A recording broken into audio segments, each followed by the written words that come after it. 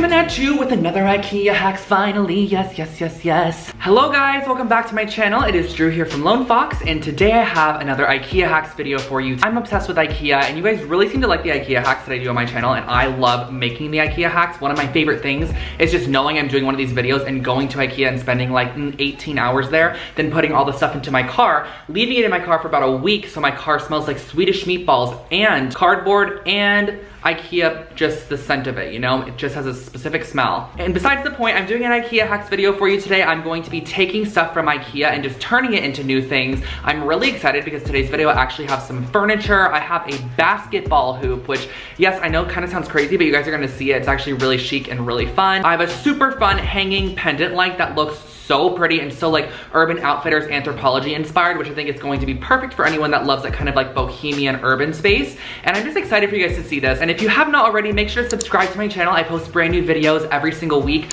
so you can get your daily dose of DIY. And if you'd like to, you can also follow me on Lone Fox Home on Instagram, or you can follow my personal Instagram where I share more of my fashion, and that is I'm Drew Scott, which I'll put on the screen right here. But without further ado, I think we should jump on into today's IKEA hacks because they're really good ones and I'm so excited for you guys to see them. So let's just get started.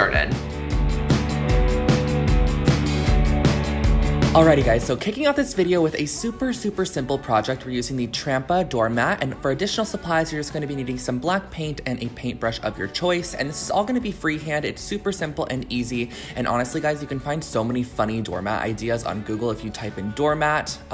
Ideas, I guess you could say. I just think that some of them are so cute. So basically what I did was I used a paintbrush and I used the width of the paintbrush to actually do the letter, like the line blocking on each letter. So I spelled out the word hello in the bottom left-hand corner. So when someone goes up to your door, they're going to be greeted with the word hello, of course. So I just used my black paint, and with this kind of doormat texture, I suggest kind of stippling the paint down into the actual mat because I find that you get a better color payoff that way. And I just simply went all the way around, and then I let it dry, and then I did one more coat of it on there just to really get it locked in there. And as you can see, I'm kind of pressing and stippling downwards to get that color payoff to be really dark and very opaque. And then I flipped the mat over, and I'm gonna put goodbye on the opposite side. That way when your guest leaves, they're gonna read goodbye in their direction when they leave. So it's kind of like a double meaning doormat, I guess you could say. I think it's really cute and fun. So I did goodbye on this side. Again, I freehanded it, but if you want to, you could get like letter stencils, or you can just print out the word and kind of just trace around it, cut it out, and have a little bit more of a simplistic look. But I just freehanded it, and I think it turned out great.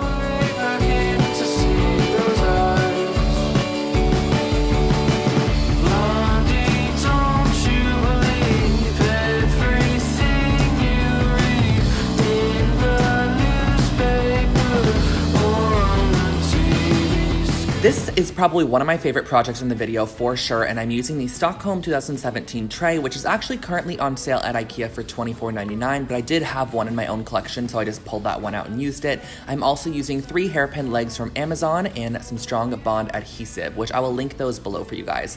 And all I started off by doing was flipping over my tray, and I'm going to be gluing down these hairpin legs in a kind of triangular shape.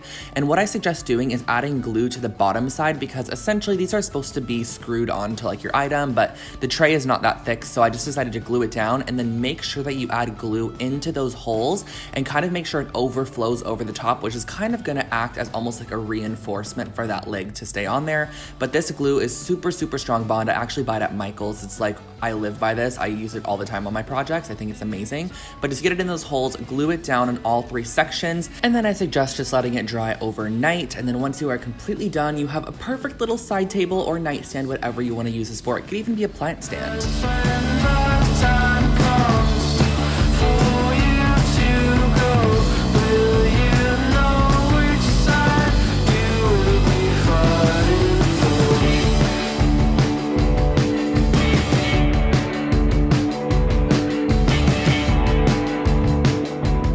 Now this is a little bit of a different project for my channel, but I thought it was cute for like a boys' room or something, so I'm using the Lindronde circular object, and whatever the name of this bag is, and also for additional supplies, just some scissors and hot glue. So I'm pulling out the Lindronde circular object and I'm constructing it. You just have to twist it into the base, and then once that is done, I pulled apart my little market bags, and these are just little mesh like market bags you can take with you, I guess, to like the farmer's market or something. And I'm actually cutting the whole net portion off of the handle, and we're going to be using both of these, so make sure to cut it really nice and cleanly. So I just use my fabric scissors and I cut around to create this net, and when you take it off, it's actually a rectangle shape, which is perfect because we're going to be gluing the rectangle shape around the base of the circle, because we're going to be creating a little like cute chic minimal basketball hoop, and you're just going to go around the outside edge of this and glue it down. I just add like a little tack of glue at every intersection, and then I glue the opposite intersection onto it.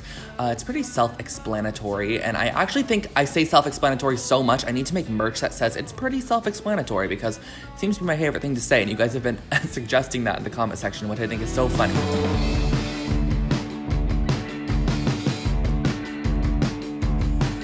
And once it is completely attached, I just glued the start and the finish kind of up towards the base of the basketball hoop. And then what I did was I glued together the net so that it created a circle, because at the moment it was kind of had an open back, and you're just gonna glue the pieces together. It's really easy.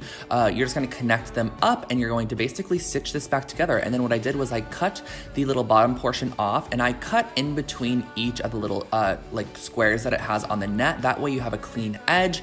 And then lastly, I used the handle portion because the net at the bottom just looked kind of unfinished. So I used the handle portion kind of as a little bit of a sealant, I guess, for the bottom, or just to make it look a little bit cleaner. So I just wrapped that around the bottom portion, cut off the excess, and it just overall gave it a little bit more of a finished look. And then all you have to do is glue on a little string to hang it up, and I suggest gluing this as high as you can, that way it doesn't stick that far off the wall.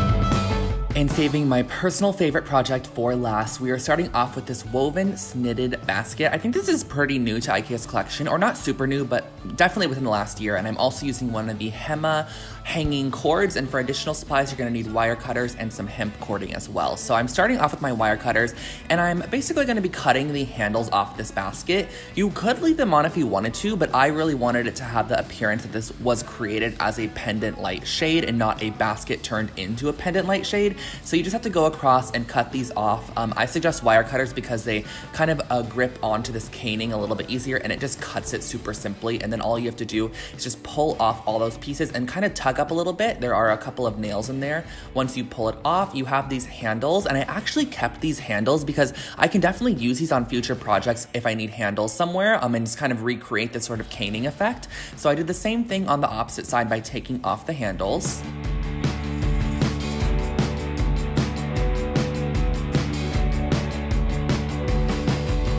Once those handles were removed, I flipped the basket over, and we're gonna have to create a bit of an opening because these sections at the bottom are too close together to fit the cord through. So all I did was I used my wire cutters to just cut in that downward motion directly diagonal across from each other. So I cut out two sections, as you can see here, cut out 1 and 2, and it's super simple to cut these out. You're just creating a little bit of a larger gap.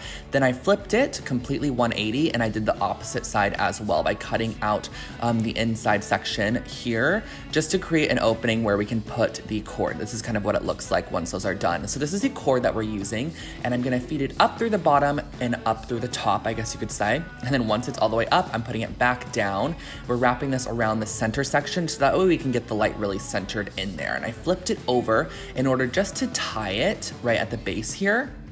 And then I'm actually going to feed the cord back through so that you're able to hang it. So you're gonna feed it back through so that the cord is going through the top portion of the basket, and then the light's gonna be in there, and then the cord is on the top. And I used a little bit of hemp cording up here just to kind of blend in and kind of camouflage with the actual basket, and I just tied it in a couple of knots, that way it stayed nice and secure up there. And then I screwed in an Edison bulb, and you have a perfect little hanging pendant light.